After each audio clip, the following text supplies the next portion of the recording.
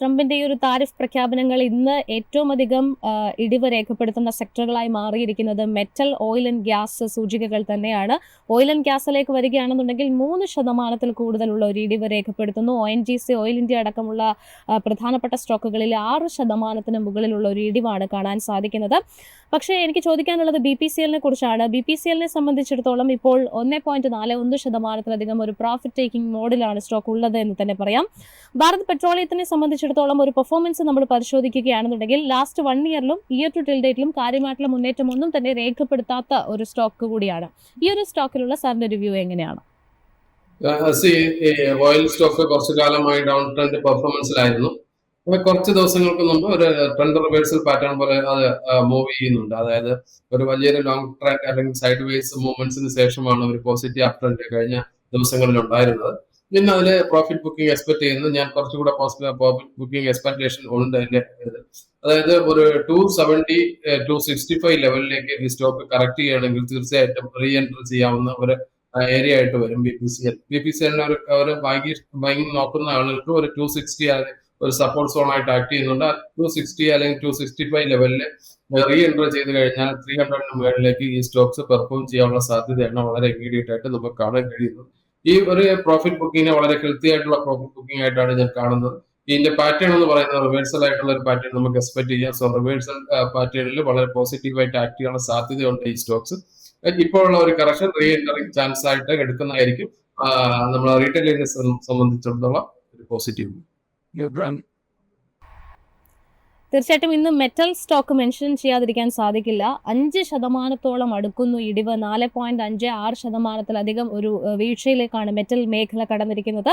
Listed സ്പേസിലുള്ള പ്രധാനപ്പെട്ട metal സ്റ്റോക്കുകളിലൊക്കെ തന്നെ നമുക്ക് ആ ഒരു സമ്മർദ്ദം കാണാൻ സാധിക്കുന്നുണ്ട്. Especially Hindustan copper, Hindalco, Jindal stainless, Vedanta തുടങ്ങിയ സ്റ്റോക്കുകളിലൊക്കെ തന്നെ 5% മുകളിലേക്കുള്ള ഒരു ഇടിവും നമുക്ക് കാണാൻ സാധിക്കുന്നുണ്ട്.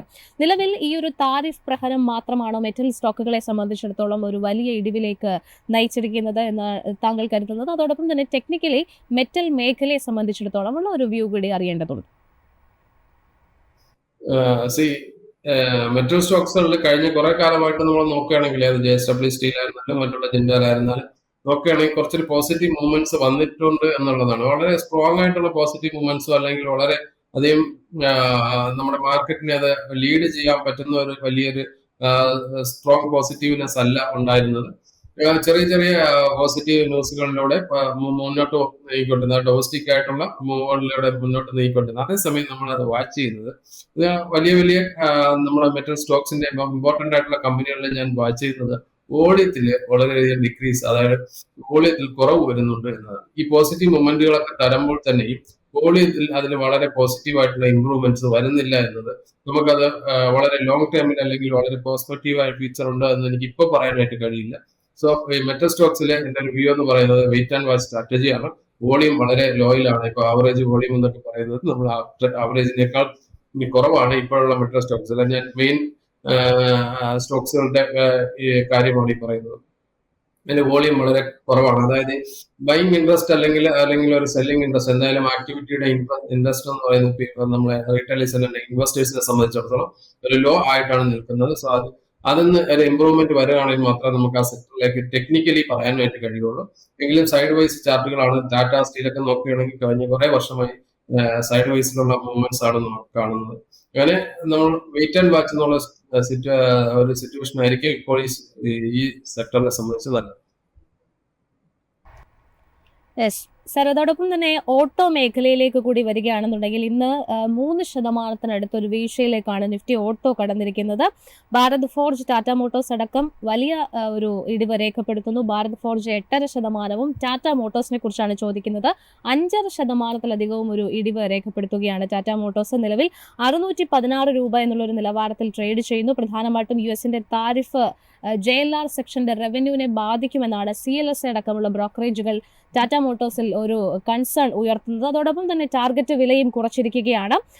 ഹൈ കൺവിക്ഷൻ ഔട്ട് പെർഫോമൻസ് ലിസ്റ്റിൽ നിന്ന് ടാറ്റ മോട്ടോഴ്സിനെ ഒഴിവാക്കുകയും ചെയ്തിട്ടുണ്ട്. നിലവിൽ ഈ ഒരു സ്റ്റോക്കിൽ നിർണായകമാകുന്ന ലെവലുകൾ ഏതൊക്കെയാണോ?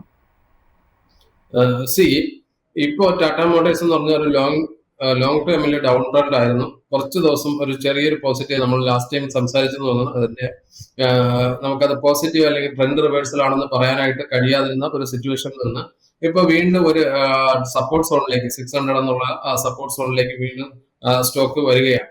ഇപ്പൊ ഇതൊരു ഡബിൾ സപ്പോർട്ട് അല്ലെങ്കിൽ ഡബിൾ ഡിപ്പ് എന്ന് പറയുന്ന ഒരു സിറ്റുവേഷനിലേക്കാണ് ഈ സ്റ്റോക്സിന്റെ ഇൻട്രാഡേ അല്ലെങ്കിൽ ഡേ ചാർട്ട് നോക്കുകയാണെങ്കിൽ നമുക്ക് വാച്ച് ചെയ്യാൻ കഴിയുന്നത്. സോ ഇവിടെ വീണ്ടും ഒരു വെയിറ്റ് ആൻഡ് വാച്ച് എന്നുള്ള സിറ്റുവേഷൻ തന്നെയാണ് നല്ലത്. ബട്ട് എന്തെങ്കിലും റിവേഴ്സൽ കാണുകയാണെങ്കിൽ തീർച്ചയായിട്ടും പോസിറ്റീവ് ആണ്. ഇത് കുറെ കാലമായിട്ട് ഡൗൺ ട്രെൻഡിലുള്ള ഒരു സ്റ്റോക്സ് ആണ്. അപ്പൊ ആ ഡൗൺ ട്രെൻഡിന്റെ എവിടെയാണ് അറസ്റ്റ് ചെയ്യുന്നത് എന്നതാണ് നമ്മളിപ്പോൾ വാച്ച് ചെയ്യേണ്ടത്.